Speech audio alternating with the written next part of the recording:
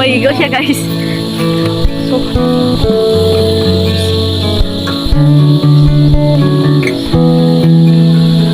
hello mga kaperla, sa kanyang adlaw makadto kami sa Kalala kay ma-attend kami kang birthday. So gin-invite kami kay si father or si mother magalid kang prayer kag maga-share word of God. So kami makadto kami, natawas kami.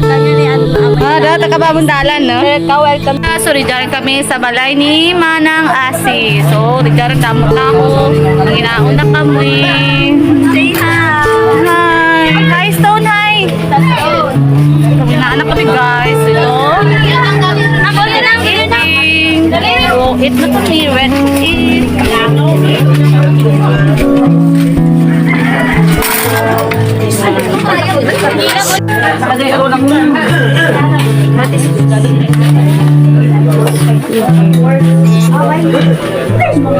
Mabay natin yung gusto.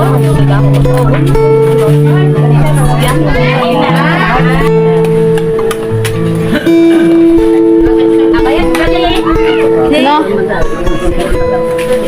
Hi! Hi baby! Hi!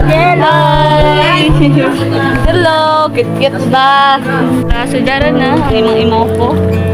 Ready to eat. Ito, dessert ang inuna, hindi yung dessert ang inuna. Dessert ang inuna po. Ano ba yun? Nagkano niya yung nakaspalo? Ang uyak na siyang hapon. Hindi tanan. Ay, ang iba nga mga tao, ito iba sa ospital. Ang iba nga tao, ito iba sa dyan, sa maliin, sa may morgue. That's why nga thankful kita sa Ginoo. Nandiyan kita nga nagpakating kita ka dyan. Ang tanan nga mga bagay dyan, ang ginain natin nga mga bagay dyan, hindi ko dyan natin madala kung once nga kita ka Ginoo. Kaya ang kapulong ka Ginoo sa Job 1:21, nga hopeless kita mag-abot dito sa kalibutan, hopeless man kita nga magbalik sa langit. Ano ba na ang purpose na nagakabuhi kita? Di ba purpose natin nga kinain natin nga mapalangit kita?